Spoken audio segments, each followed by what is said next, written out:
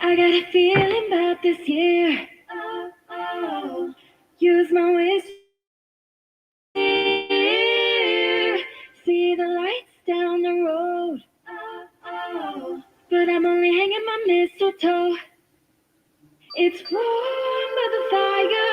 You're the one I desire. I'll keep it ignited till you're by my side. Yeah.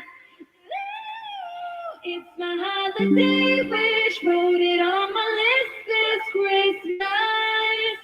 Christmas, it's my holiday wish, hold you in my arms this Christmas. Christmas, oh, oh, oh, oh, oh, oh. Christmas, seeing the snow start to fall. Checking my phone for your call. Hoping that Santa won't be late. Give me that holiday magic today. Stockings and presents, I trade them all in just to be with you. Promise you'll come soon. It's my holiday wish, wrote it on my list this Christmas. Christmas, it's my holiday wish, hold you in my arms this Christmas. Christmas, oh, oh, oh, oh, oh. Christmas, oh, oh, oh, oh, Christmas, oh, oh, oh, Christmas. Hurry up, baby, now don't you delay. I got a feeling you're coming this way. Yeah. Christmas.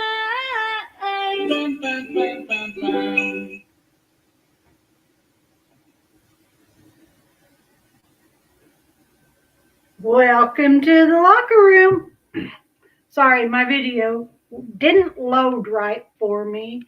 It says it has to be an MP4, which I made an MP4, and then it said that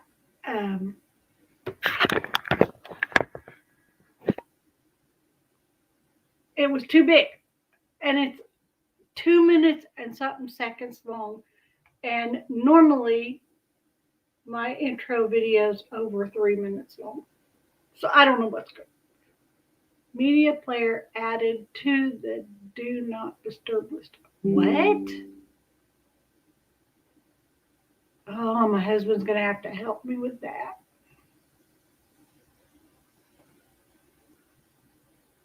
Okay, anyway, I'm going to close the door. Hold on. Edward, you're right in my way.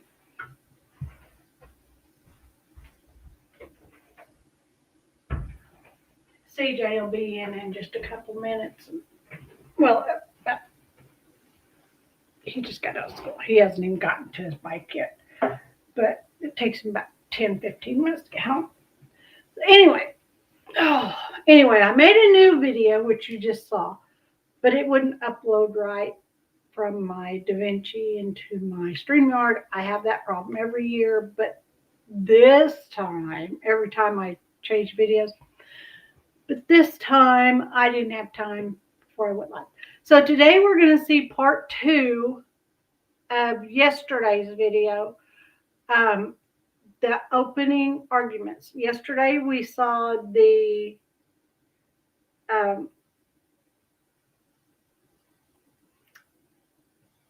litigants, the state people, and now we are going to see the response from the opening statement from Brian Walshe's side. So let's get right in with it. I have to put some sound on here.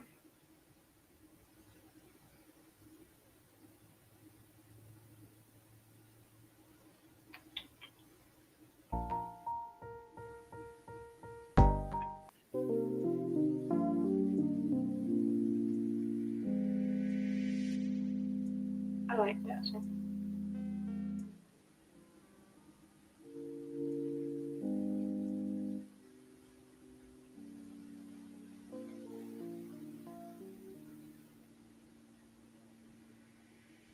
I want to hear it, but I don't want it to overpower the.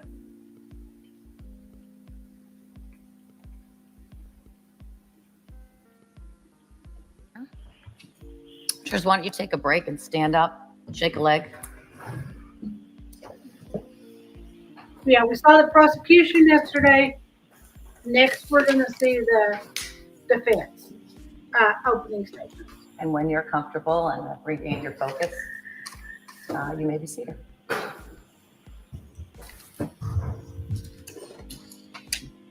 Now we'll hear from the defense for the opening statements. Attorney Tipton. Thank you, Your Honor.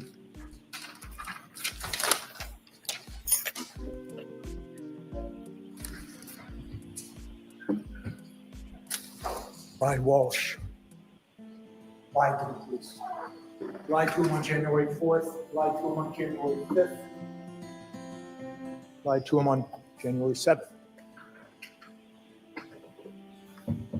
Brian Walshe went to Lowe's and bought tools. Brian Walshe went to Home Depot and bought tools. Brian Walshe, beginning about 4:54 a.m., began a frantic and tragic search that you will hear about. You'll hear the evidence.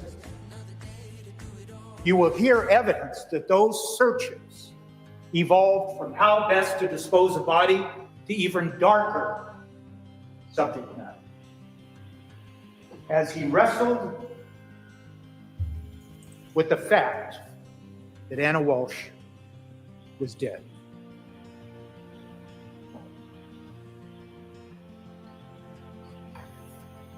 That evidence that you will hear will be hard to understand, but it is true.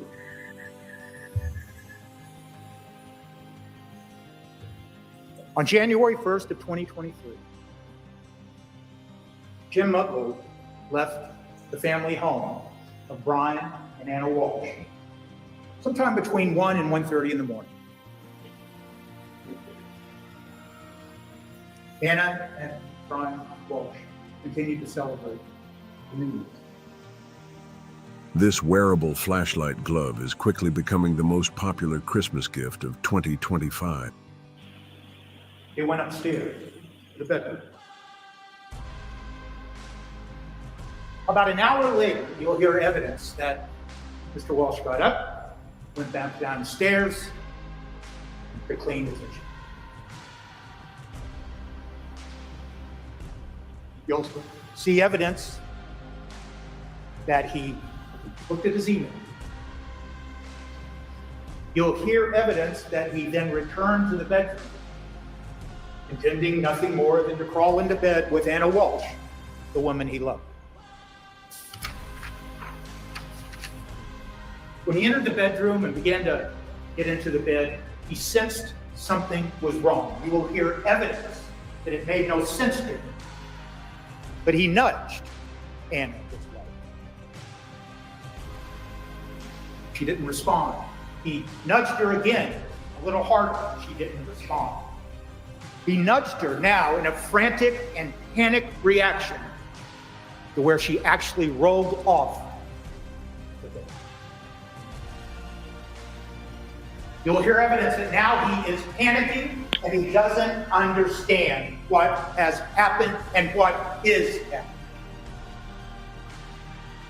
Okay, at that point, he should have called 911.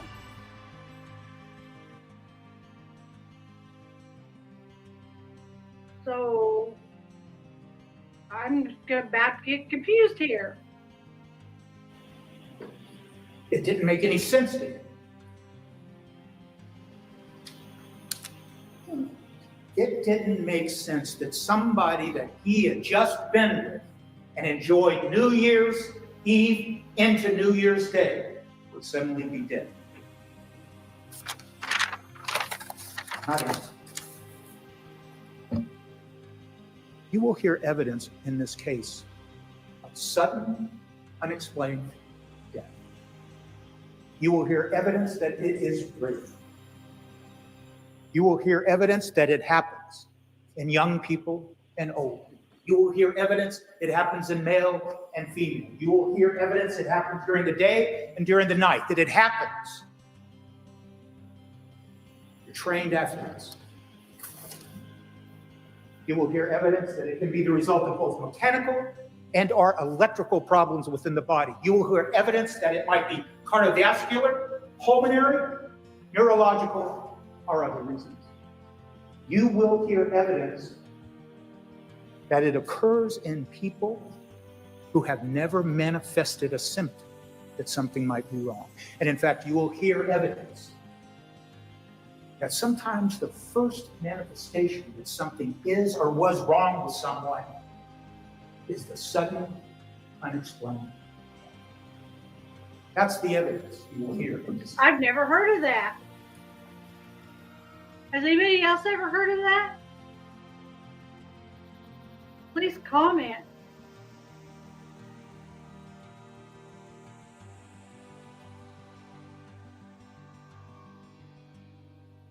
SED, if you've ever heard of that.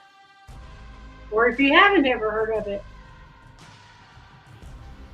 Sudden, unexplained death is known within the medical community and the forensic community. But it is to this day not well understood, and that is the evidence you will hear. And it is not well known to non-medical professionals. And you will hear evidence. Brian Walshe never imagined somebody suddenly died. 1 hour he's with her, he cleans the kitchen, he comes back up. Okay, I'll back it up and show you. Really weird.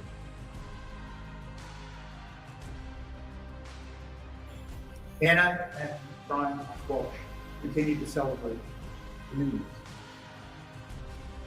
They went upstairs to the bedroom. About an hour later, you'll hear evidence that Mr. Walshe got up, went back downstairs to clean his kitchen.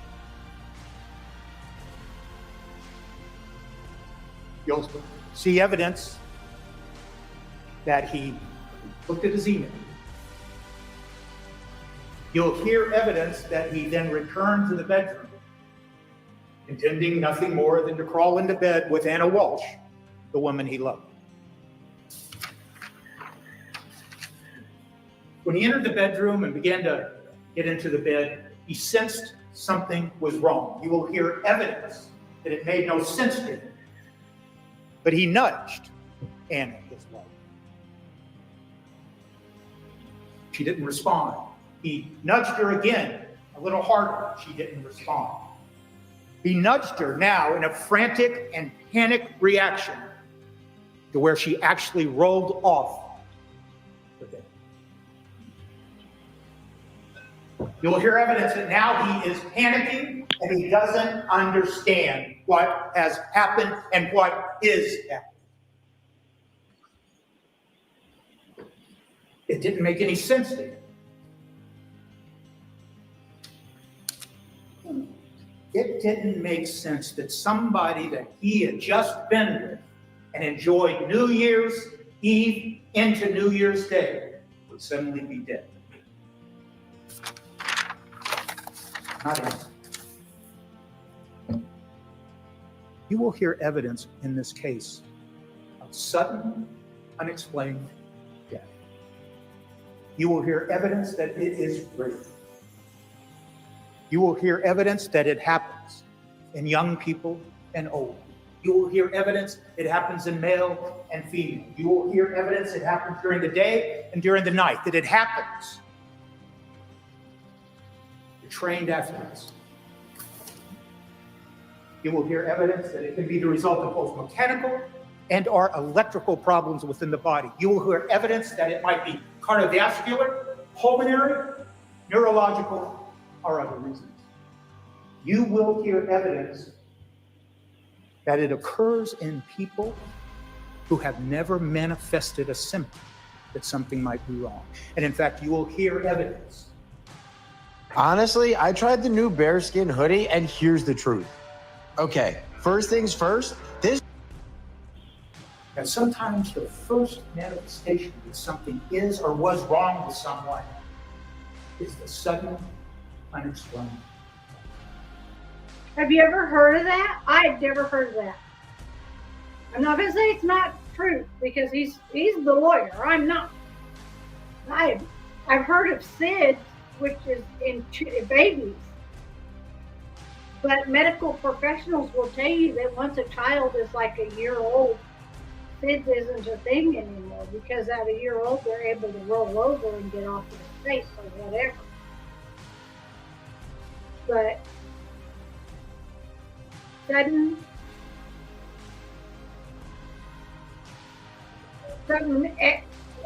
what SED, sudden something death. I mean, I've never even heard of it. I can't remember what it was, and he just said. That's the evidence you will hear in this case. Sudden unexplained death is known within the medical community and the forensic community. But it is to this day not well understood, and that is the evidence you will hear. And it is not well known to non-medical professionals. And you will hear evidence Brian Walshe never imagined somebody suddenly died. 1 hour he's with her. You have. He cleans the kitchen. He comes back up, and she is dead. That's amazing. I'm going to look it up and find out more about it because I've never heard of it. I've heard of it in babies, but not in adults or young people or old people or anything. It's amazing. You will hear evidence in this case that Brian Walshe and Anna Walshe loved each other. Yes, there was stress in the marriage. Stress born out of a simple problem that took its toll. And that's the pending federal case that had begun in 2018 and was still going forward. And what happened was, over time,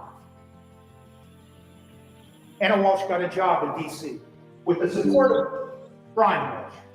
It was a huge stepping stone in her career. It paid twice the salary. And they talked about it. And you will hear evidence that they had to make a decision.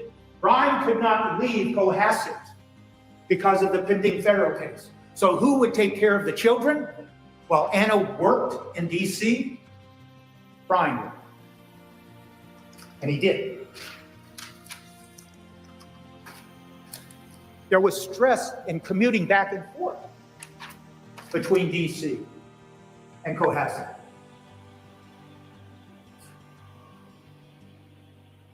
Brian Walshe experienced that stress too. And Anna Walshe and they talked about it on Christmas Day of 2022. And that's what the evidence will be. Yes, there was an affair. You will hear evidence of an affair. An affair does not make someone a bad person, does not make someone a bad mother.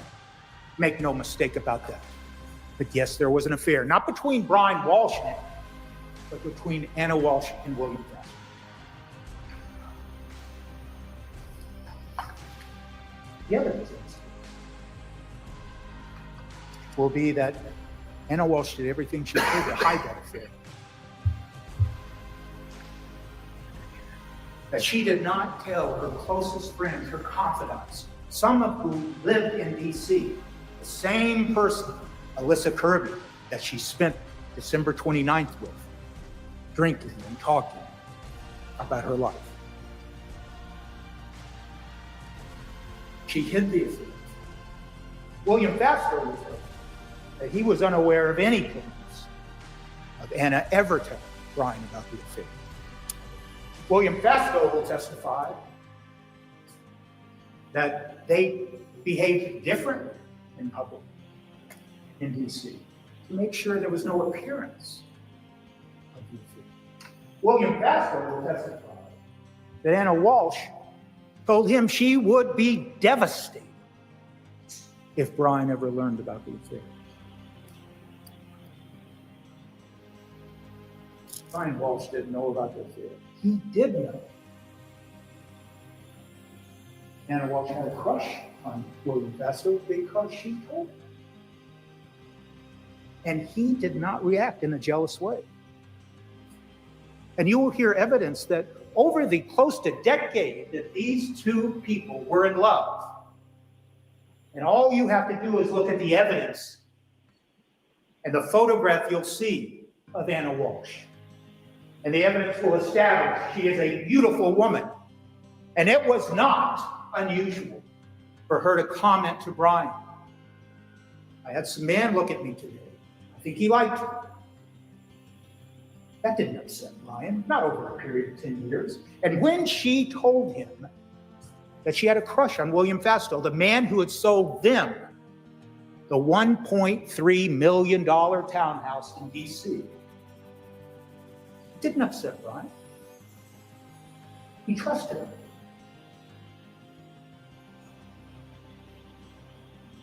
In fact, you will hear evidence from Melissa Kirby that. All right, say it plugs it in. Perfect. We'll start the car. I need a tap to begin the.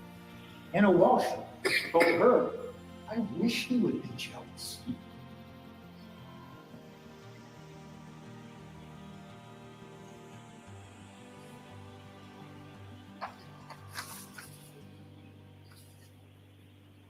You will hear evidence that there was no financial issues or problems. Anna Walshe just got that job in the early part of 2022 that paid close to $300,000 a year. They own that townhouse in D.C. It was worth over $1 million. They own whole life insurance policies on their sons in the amount of $1 million each. Whole life that you will hear you can borrow against if you need cash. You will hear evidence that Brian Walshe's mother gifted them money, and actually you'll hear from the landlord of the home that they were living in at the time that Brian was living in, taking care of the 3 boys while Anna worked in D.C., that it was his mother who was paying the rent, because that's what grandmothers do. There was no financial problems here. They owned investment property in Massachusetts.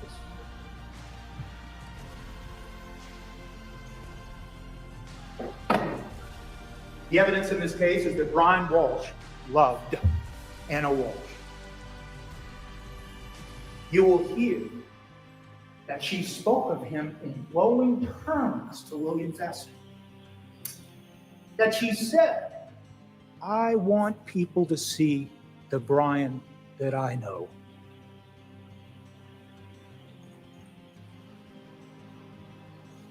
You will hear how she talked about her relationship with Brian with Alyssa Kirby. And notwithstanding the fact that Anna Walshe was having an affair, she described their relationship as open and honest. He believed their marriage was open and honest because he loved her. Okay, some people, not me, but some people think an open marriage means that there's no jealousy and either party can go do what they want with somebody else if they choose to. But I don't believe that. That's not my spirit. I don't want my husband looking at nobody else. I don't look. I don't want him looking. It's just that simple. But, you know, everybody has their own choice. That's what they do. Me, I got green eyes because I really am a jealous person.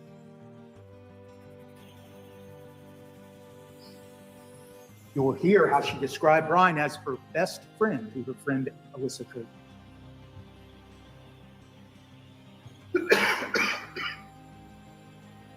You'll also see evidence of text messages that you may use to determine for yourself if there was love between these two individuals. The importance about those text messages that you'll see is simply that they're dated. The ones you'll see are dated beginning December 25th of 2022, 7 days before New Year's Day. 12:25,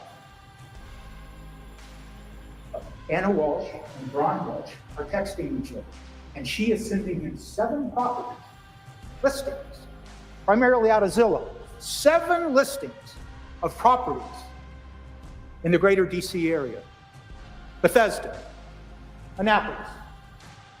They're searching for future investment property. You'll see that, and you'll hear evidence that then she comes up to celebrate Christmas with Brian and their 3 beautiful boys. You'll see on 12/27, now that she's back in DC, these text messages between them. And they're talking about one of their properties.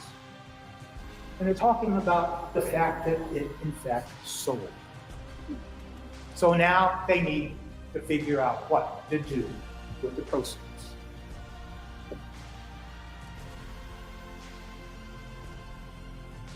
You'll see on 12/28, text exchange between Brian Walshe and Anna Walshe.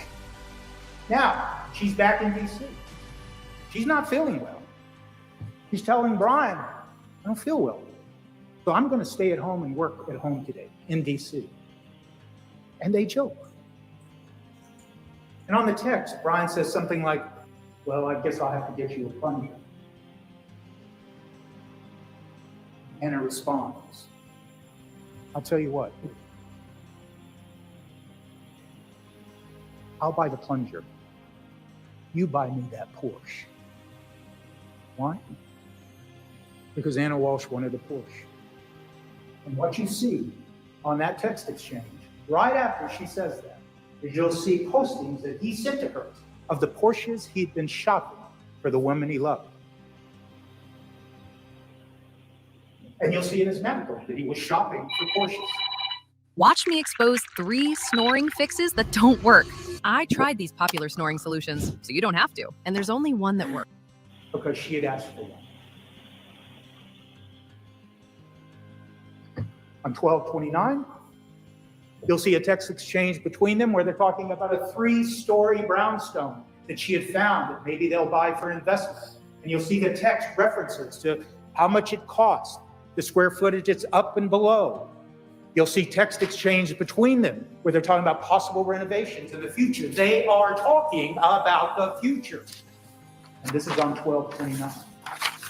And then on 12/30, simple texts between them about her catching her flight from DC to get to Cohasset for New Year's. She texts them, I've landed.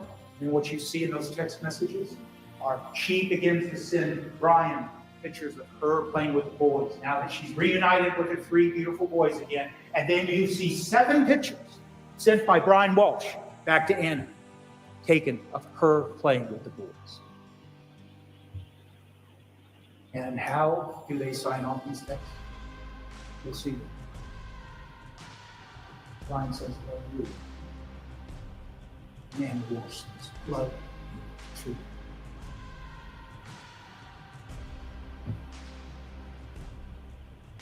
We've come full circle in this opening, and now we're back to New Year's Eve. Jim Mutlow, the family friend, is invited by Anna to come to the house to celebrate New Year's Eve. You'll hear evidence that he was thrilled. He was thrilled to be with 2 people he'd known for years, but he hadn't seen in some time. He knew their kids, 3 beautiful boys.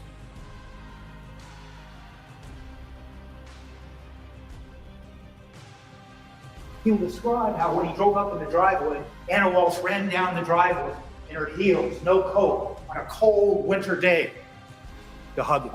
And then what happened? They all went into the house. And what was occurring in the house? Brian was cooking. New Year's, he was feeding them as they all talked for 4 to 5 hours. And what were they talking about? They were talking about the future. They were talking about investments.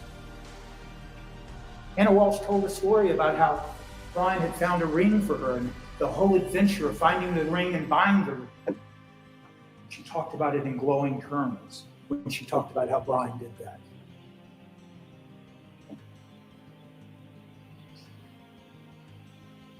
Mr. Mutlow will describe that for the 4 or 5 hours that he was there, he saw no problems between them. Said that Brian was happy and Anna was happy. He described the atmosphere as jovial, festive. He described it as loving.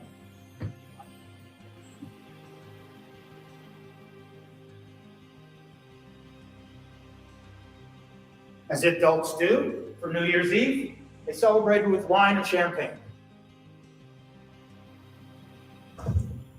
You will have that box, or at least photographs of that champagne box, where they signed it. Boxed champagne? I don't like bottled champagne. I can't imagine the horror of the taste of boxed champagne. Ugh.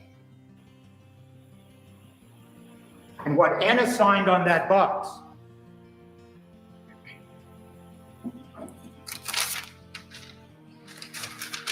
she wrote, "Let's make 2023 the best one yet." She went on to say, courage, love, perseverance, compassion, joy, and signed it, love. Nothing was more important to both Anna and Brian than those 3 beautiful girls.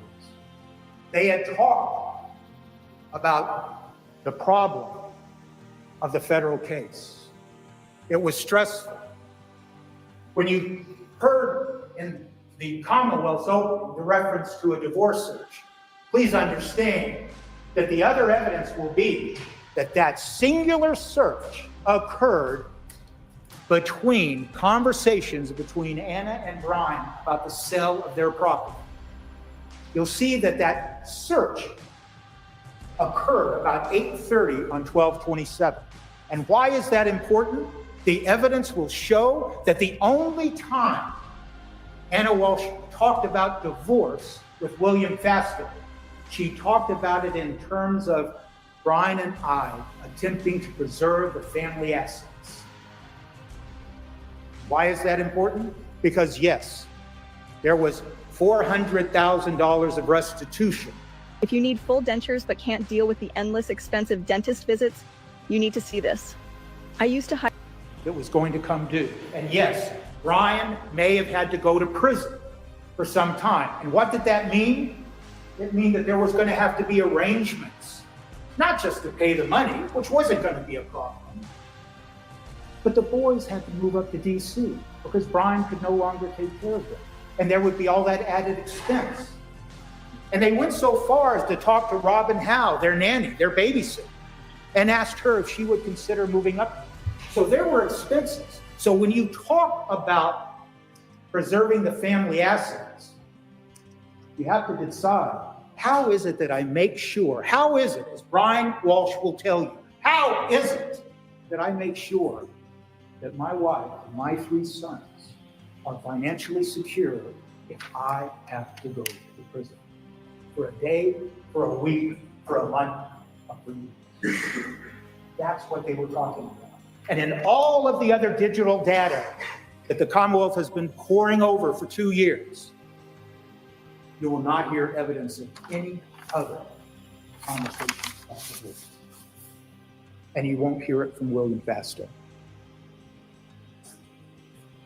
In fact, William Fastow will tell you he had resigned himself to think Anna Walshe was never going to leave Brian, father of their children.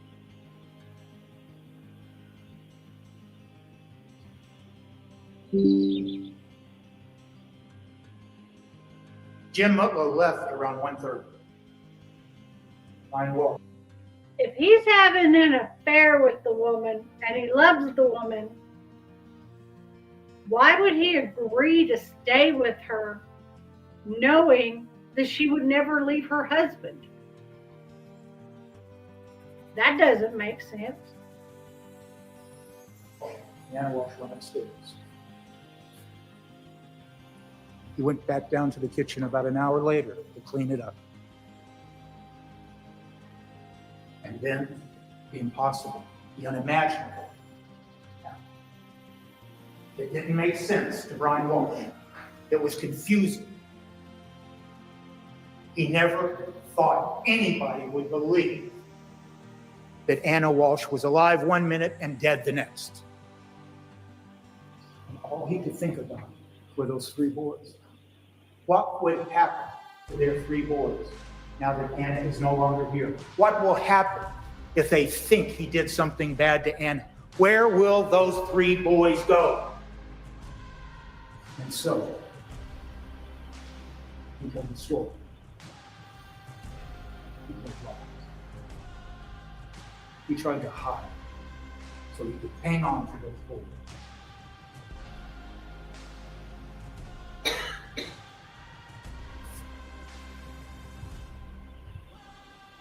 Brian Walshe never killed him. Brian Walshe never thought about killing him. He would never.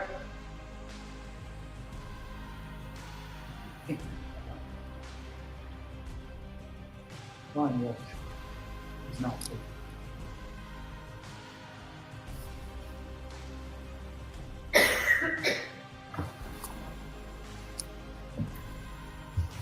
Jurors, once again, why don't you stand up? Shake a leg. 15 minutes before the break, but it's been a long little stretch here, so I can either break you now or we can start the evidence. Does anybody, just put show of hands, need a bathroom break? Okay, hold on, 15. All right, we're going to take your break early, and we'll see you back in about 20 minutes. All rise for the court, please. What is that? Front row. Okay, they're going to break, obviously.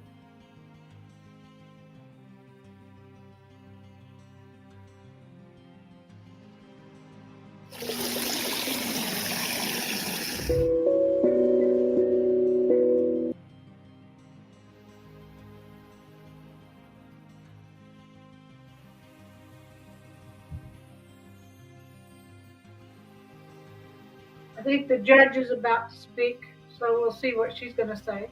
This is one of the witnesses. I don't know who she is, but she must be pretty important. Oh, I bet you that's Anna's friend from DC. I don't know, but I'll bet. Not yet. So I noticed during the opening statements that this room, which All rise for the court, please. not yet.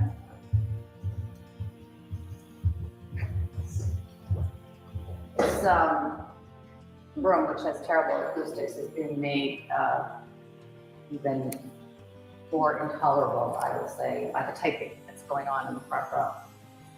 So I'm going to ask, press is welcome here at all times. It sounds like you're taking a transcript of what's going on. That's fine. So I'm going to ask all 3 people in the front row to move it back.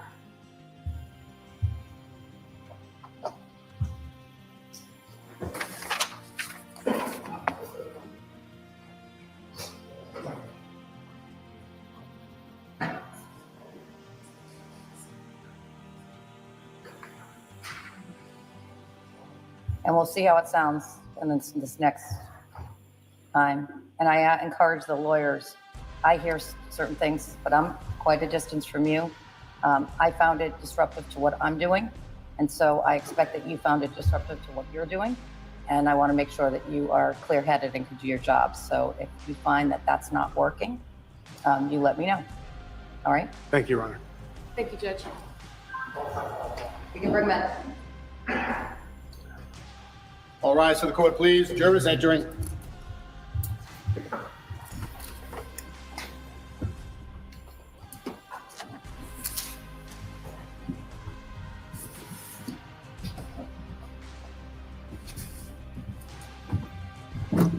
Okay, I don't know what's about to go on. All I knew about was opening statements.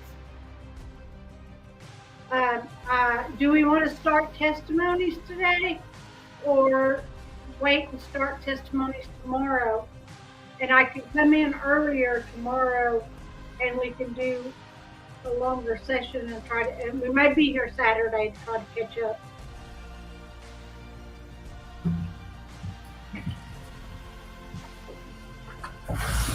Yes. I thought you were going to eat meatloaf. I put it on going on and I feel like I'm going to have rest of it for those that Court is back in session. You may be seated.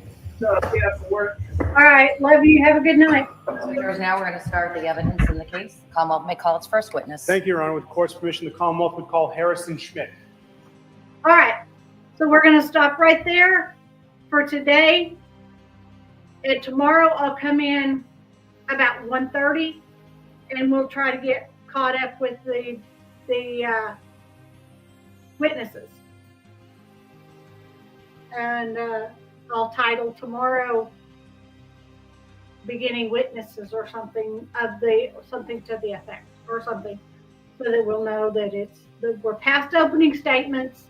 What's your opinion? What do you feel just from knowing? Because the only thing I know about this case, literally, is what you've seen. So tomorrow I'm going to try to work on getting my intro to upload. And we'll come in about 1:30 tomorrow afternoon and get witnesses started. Okay? Thank you for being here. Please remember to type SUD in the comments if you ever have or ever have not heard of sudden unexpected death. I've never heard of it. Never. Amanda Panda, our moderator, has heard of it. Has anybody heard from H. Davis? I don't know that he come back online after Thanksgiving. He may still be out with family for Thanksgiving. At either way, if you are a praying person, let's pray for H. Davis. He's so close to graduating from college.